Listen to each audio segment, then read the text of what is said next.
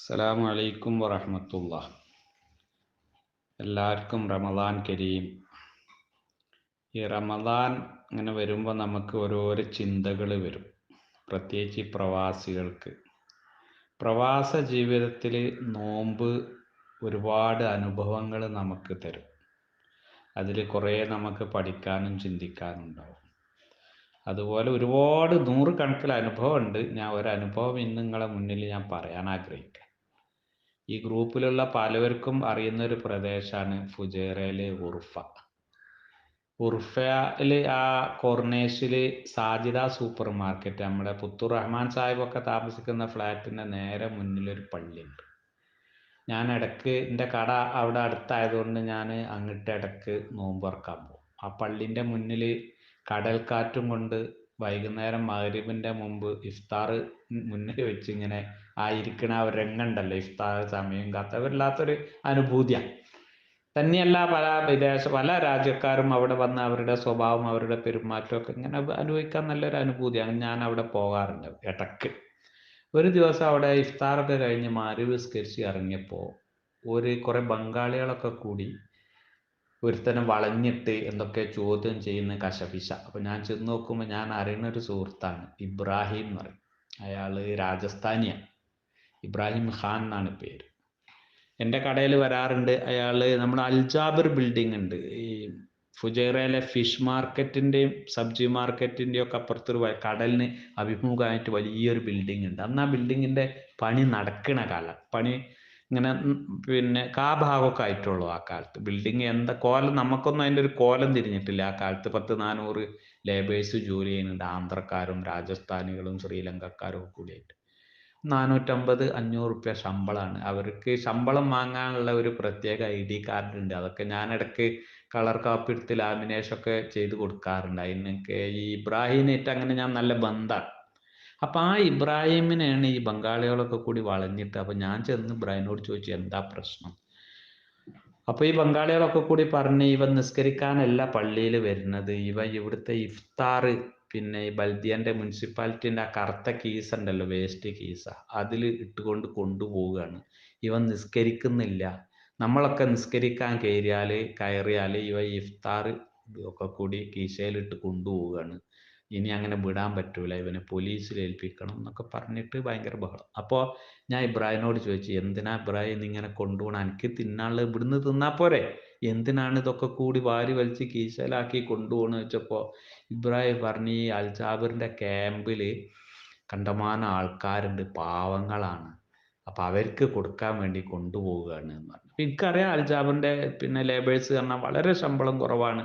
തന്നെയല്ല വളരെ ദയനീയമായ ഒരു സാഹചര്യമാണ് ആ കാലത്ത് അവരുടെ ക്യാമ്പിൽ എന്ന് എനിക്കറിയാം.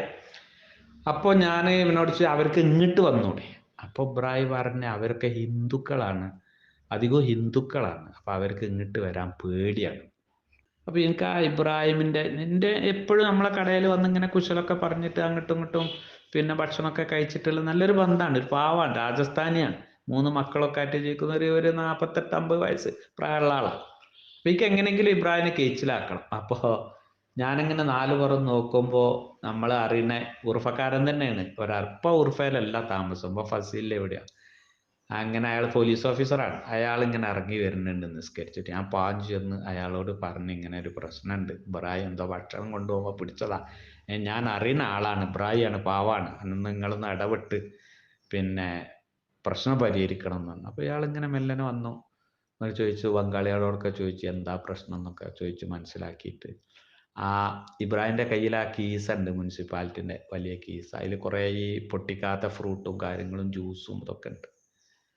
അങ്ങനെ ആ കീസ ഒരു കയ്യിലും മറു കയ്യിൽ ഇബ്രാഹിമിൻ്റെ ഒരു കയ്യും പിടിച്ചിട്ട് ആ അറബി സൽമാൻ ഇങ്ങനെ കയറി വന്ന് ആ പള്ളിൻ്റെ ഉമ്മര ഒരു സിറ്റ് ഔട്ട് മാതിരിയാണ്, ഒരു 5-6 പടി ഇങ്ങനെ കയറിയാൽ ഒരു കോലായ മാതിരി ഒരു ഉമ്മരുണ്ട്.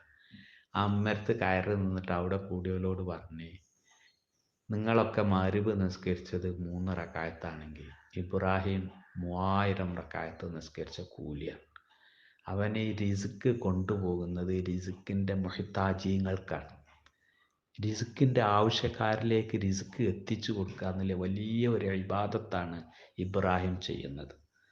അതുകൊണ്ട് റമളാൻ മാസമാണ് ഒരാളുടെ റിസ്ക് തടയാനല്ല, റിസ്കിൻ്റെ പ്രാധാന്യം അർഹിക്കുന്നതാണ് റമളാൻ മാസം. അതുകൊണ്ട് ഭക്ഷണത്തിൻ്റെ കാര്യത്തിൽ നിങ്ങൾ മറ്റുള്ളവർക്ക് വിശാലത ചെയ്യണം. ഒരിക്കലും ഒരാളുടെ ഭക്ഷണം തടഞ്ഞു വെക്കാൻ പാടില്ല. അങ്ങനെയാണെങ്കിൽ നോമ്പ് നോറ്റിട്ട് കാര്യമില്ല. അതുകൊണ്ട് ഇബ്രാഹിം ചെയ്തത് ഏറ്റവും വലിയൊരു അമലാണ്. അതുകൊണ്ട് ഇബ്രാഹിം നാളെ ആ ക്യാമ്പിലുള്ള എല്ലാവരെയും കൂട്ടി ഇങ്ങോട്ട് വരണം, ഞാനിവിടെ ഉണ്ടാവും, എൻ്റെ പേര് സൽമാൻ എന്നാണ്, ഞാനിവിടെ ഉണ്ടാവും, ഒരു പേടിയും പേടിക്കരുത് പറഞ്ഞ് ഇബ്രാഹിമിൻ്റെ നെറുവിലൊന്ന് ചുംബിച്ചിട്ട് ആ കന്തൂറേന്നൊരു പേഴ്സ് ഇട്ട് കുറച്ച് നോട്ട് ഇങ്ങനെ ചുരുട്ടി മടക്കിയിട്ട് എൻ്റെ കീസയിലിട്ട് കൊടുത്തു.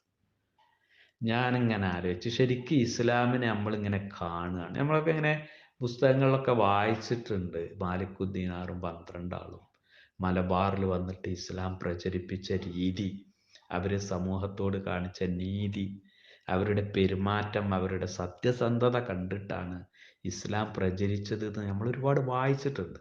പക്ഷെ ഞാനതിങ്ങനെ ആ അസ്തമയ സമയത്ത് മഗ്‌രിബിൻ്റെ ശേഷം ഇഫ്താറിൻ്റെ ശേഷം ഞാനിങ്ങനെ ലൈവിൽ കാണുകയാണ്. ഞാൻ ഏതോ ഒരു ലോകത്ത് എത്തിയ പോലെ തോന്നി. എനിക്ക് ആ സൽമാനോട് എങ്ങനെ നന്ദി പറയണമെന്നോ ഒന്നും ഒരു പിടുത്തം കിട്ടിയില്ല. പിന്നെ കുറേ ദിവസങ്ങൾക്ക് ശേഷം ഞാൻ സൽമാനെ കണ്ടപ്പോൾ ഞാൻ ഇതൊക്കെ ആവർത്തിച്ച് പറഞ്ഞു. അപ്പോൾ സൽമാൻ ഒരു കാര്യം എന്നോട് പറഞ്ഞു, എപ്പോഴും നമ്മൾ റിസ്ക് ആവശ്യമുള്ളവർക്കാണ് കൊടുക്കേണ്ടത്, റിസ്ക് കൊടുക്കുക എന്നുള്ളത് വലിയൊരു അമലാണ് എന്ന് പറഞ്ഞ് കുറേ സംസാരിച്ചു. അപ്പോൾ റമളാൻ്റെ ഒരു അനുഭവമാണത്. അറബികളുടെ മരുഭൂമി പോലെ വിശാലമായി കിടക്കുന്ന അറബികളുടെ ആ മനസ്സും ഏഷ്യക്കാരായ നമ്മളെപ്പോലെയുള്ള ആൾക്കാരുടെ മനസ്സും തമ്മിലുള്ള വ്യത്യാസം, എന്തുകൊണ്ട് ലോകത്ത് ഇസ്ലാം പ്രചരിച്ചു എന്നതിൻ്റെ നേർക്കാഴ്ചയായിട്ട് ഞാൻ ഇന്നും എൻ്റെ മനസ്സിൽ ഒരു റംളാൻ സ്മരണയായിട്ട് സൂക്ഷിക്കുകയാണ്. ഒരു പ്രവാസ ജീവിതത്തിലെ എൻ്റെ ഒരു വലിയ ഒരു അനുഭവം, ഒരു ഓർമ്മയാണ്. അസ്സലാമു അലൈക്കും വറഹ്മത്തുള്ളാഹി വബറകാതുഹു.